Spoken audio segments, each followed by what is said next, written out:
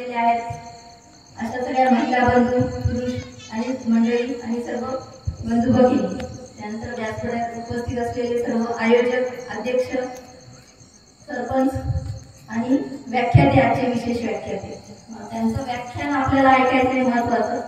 त्याबद्दल त्याच्यापूर्वी थोडक्यात मी बोलते. मला काही तुमच्या इथं काही फार भाषण वगैरे करता येणार नाही, पण मी थोडक्यात बोलते.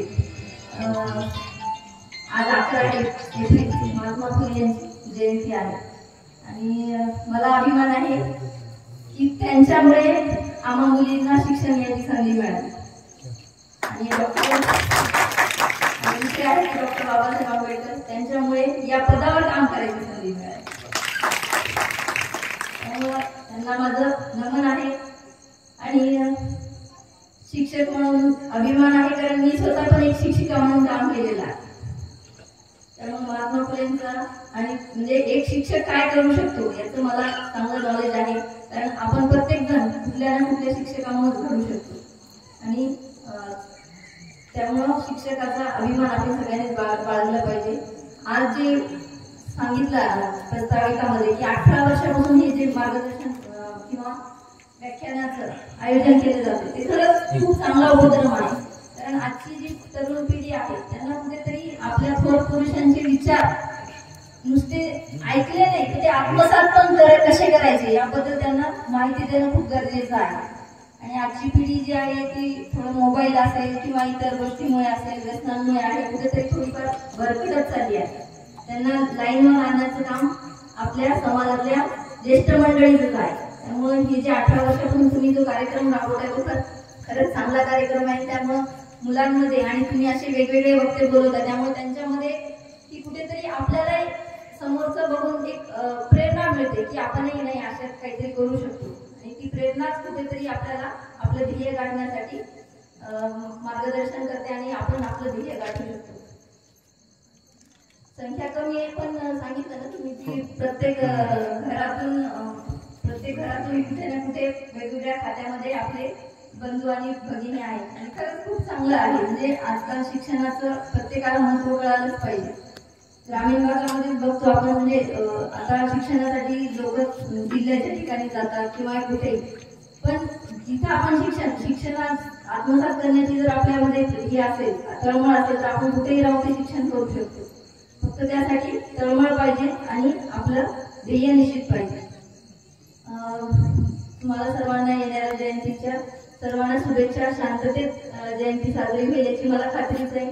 फक्त तरुण मंडळीला एक एवढंच सांगणं आहे की आजकाल व्हॉट्सअपचा, फेसबुकचा, इन्स्टाचा खूप मोठा प्रभाव आपल्यावर आहे आणि त्यामुळे आपण कुठलीही पोस्ट कुठेतरी फॉरवर्ड करून टाकतो.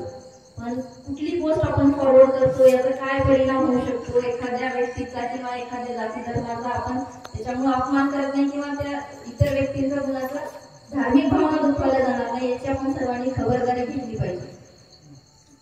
त्यामुळे दोन समाजामध्ये कुठले तेढ निर्माण होणार नाही असे आपण काळजी घेतली पाहिजे. बऱ्याच जणांना आपल्या मुलांना किंवा आपल्यालाही माहित नसते की आपण काय फॉरवर्ड केलं त्याच्यामुळे काय होऊ शकते.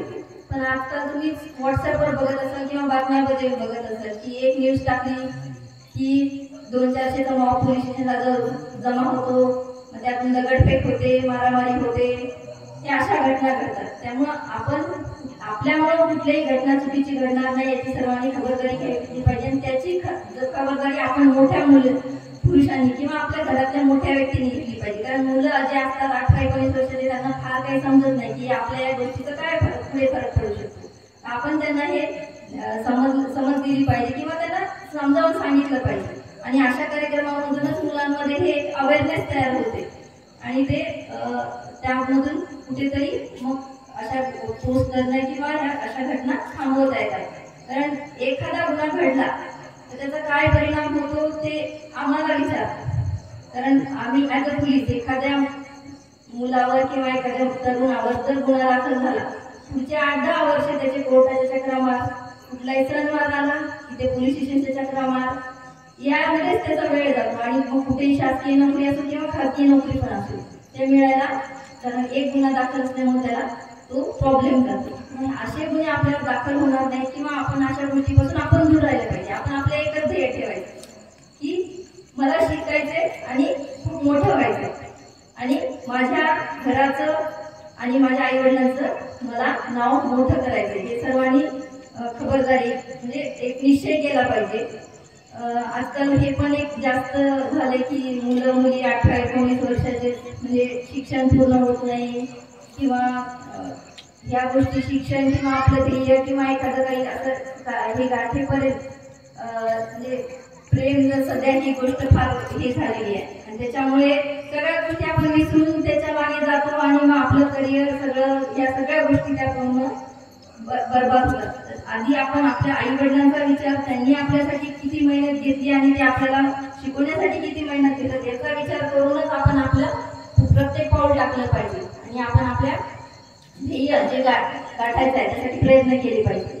आणि ध्येय गाठणं म्हणजे एखादं स्वप्न पाहिलं तर ते पूर्ण नक्कीच होणार, त्यासाठी आपल्याला मात्र आपल्याला प्रयत्न करावे लागतात आणि प्रयत्नासाठी जेव्हा तुम्ही प्रयत्न करायला सुरुवात करताना तेव्हा पूर्ण सृष्टी तुम्हाला ते मदत करायला आपोआप सहाय्य करते. त्यामुळे कुठलंच स्वप्न असं पूर्ण होणार नाही असं नाही. आपण जर प्रयत्न केले आणि ते पण म्हणजे खरोखर चांगले प्रयत्न केले कुठलेही अशा देशामध्ये बदलू शकते. एवढं मी माझे 2